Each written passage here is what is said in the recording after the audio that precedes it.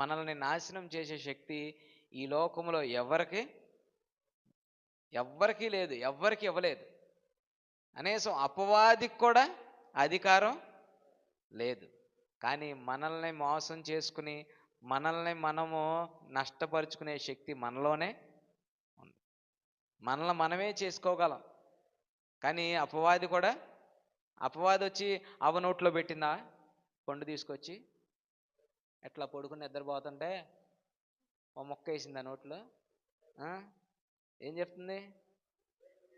ఇదిగో అవ్వా చూడు చూడు.